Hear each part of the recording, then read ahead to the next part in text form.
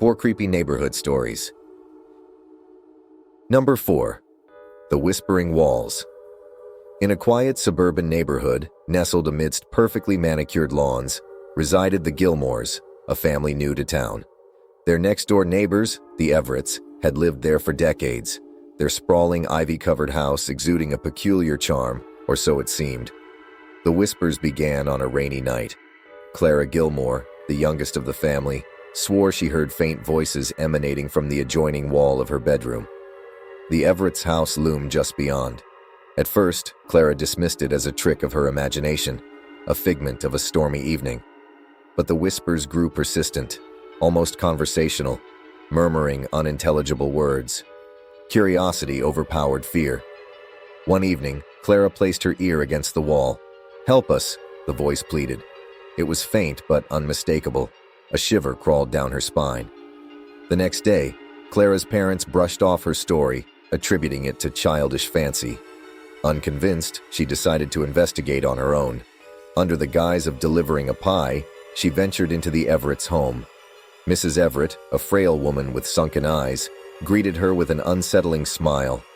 As Clara glanced around, she noticed peculiarities: framed photographs devoid of people, bookshelves laden with identical leather-bound tomes, and an eerie stillness that pervaded the air.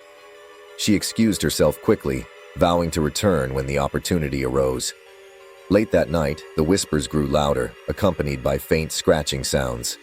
Summoning her courage, Clara returned to the Everett's house, this time sneaking in through an unlocked basement window. The cellar was a labyrinth of forgotten furniture and cobweb trinkets.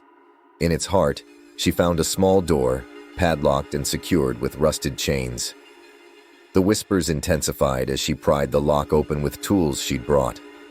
Inside, she discovered a horrific sight: desiccated remains seated around a table, their faces frozen in silent agony. The whispers ceased as Clara gasped. Behind her, a voice broke the silence. "They didn't listen either," Mrs. Everett murmured, her eyes glowing faintly in the dark. The town's newspaper reported the disappearance of the Gilmores the next day. The Everetts remained, unchanged, unbothered, and waiting. Number 3. The Unblinking Gaze. Jared and Sophie had been married only a year when they moved into their quaint apartment complex. It was a charming place, save for the odd man in Unit 13. Mr. Grayson, their neighbor, rarely spoke and was always peering through his curtains. His unblinking gaze unsettled them, especially Sophie, who often felt it lingering on her longer than it should. One evening, Jared received a peculiar text from Sophie while at work. "Grayson is staring again. I'm going to confront him." He rushed home, only to find the apartment empty. Sophie's phone lay on the counter, the screen cracked. A deep sense of foreboding gripped him. Jared knocked on Grayson's door. No answer. Desperate, he forced his way inside. The air was stifling, reeking of decay. The walls were lined with photographs of Sophie, some taken from angles that suggested a hidden camera within their home. In the center of the room stood a mannequin draped in a dress identical to Sophie's. Jared's heart raced as he approached. The mannequin's face, unnervingly lifelike, bore a striking resemblance to his wife. "Sophie?" he whispered, dread pooling in his gut. Behind him, the door slammed shut. Jared turned to see Grayson holding a knife, his expression eerily serene. "She's perfect now," Grayson said. Jared lunged, grappling with the maniac. He managed to subdue him just as police arrived, alerted by a neighbor who heard the commotion. But the mannequin's face haunted Jared. It was so lifelike, so impossibly real. Months later, Jared moved away, leaving behind the chilling memory. But one night, while unpacking, he found a photograph slipped under his new door. It was Sophie, staring blankly, her mannequin-like face unmistakable. Number 2. The Garden of Shadows. Emily loved her garden, a lush oasis of vibrant flowers and meticulously pruned hedges. Her elderly neighbor, Mr. Thorne, shared her passion for horticulture, though his garden, concealed behind a towering wooden fence, was off limits.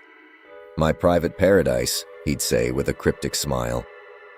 One evening, Emily's cat, Whiskers, darted into Mr. Thorne's yard. Reluctantly, she climbed the fence to retrieve him. What she saw chilled her to the bone. Thorne's garden was an unnatural spectacle. Plants twisted into grotesque shapes, their blooms oozing a viscous, black sap. At the center stood a massive tree, its gnarled branches adorned with objects resembling human faces, contorted in silent screams. Whiskers hissed, his fur bristling, and bolted back to safety. Emily scrambled after him, vowing never to return. But Thorne's garden began to encroach on hers. Overnight, her flowers wilted, replaced by the same grotesque vegetation. Emily confronted Thorne, who dismissed her concerns with a sly grin. "Nature takes what it's owed," he said cryptically. Desperate, she hacked away at the invasive plants, only to find them regrowing faster than she could cut them. One night, unable to sleep, Emily ventured into Thorne's yard with a canister of gasoline. She doused the tree and set it ablaze. The flames roared, illuminating the faces on the branches. They weren't objects, they were human. As the fire consumed the garden, Thorne appeared behind her, untouched by the heat. "You've made a grave mistake," he whispered. "Now the garden needs a new caretaker." The next morning, neighbors found Emily's yard overgrown with Thorne's peculiar plants. Of Emily, there was no trace, except for a new face on the tree in Thorne's yard. Number 1. The Watchers.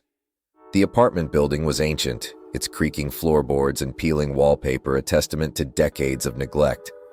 Lisa's neighbors were peculiar, always peeking from behind cracked doors but never engaging in conversation. One night, Lisa noticed a shadow moving beneath her door. When she opened it, no one was there. But down the hallway, she spotted Mrs. Abernathy, the elderly woman from 3B, staring intently at her. "Is something wrong?" Lisa asked. Mrs. Abernathy said nothing, only shuffled away with an odd, jerky gait. As days turned into weeks, Lisa's paranoia grew. Her belongings shifted positions, her food spoiled inexplicably fast, and the sense of being watched became unbearable. Finally, she installed a camera in her living room. The footage revealed the truth. At night, her neighbors would enter her apartment, standing silently around her bed, their unblinking eyes fixed on her as she slept. They moved with an unnatural synchronicity, their heads tilting in unison. Lisa decided to leave. She packed her things hurriedly, but as she opened the door to leave, her neighbors stood waiting, blocking the hallway. "You can't leave," Mrs. Abernathy said, her voice hollow and mechanical.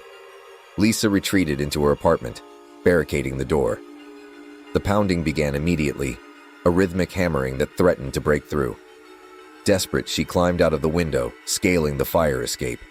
When she reached the ground and turned to look back, she saw them, all of her neighbors staring down at her from their windows, their faces devoid of emotion. Lisa fled, never looking back. Years later, she stumbled across an article about the building. It had been condemned for decades, its residents long gone. And yet, she could still feel their unblinking gaze,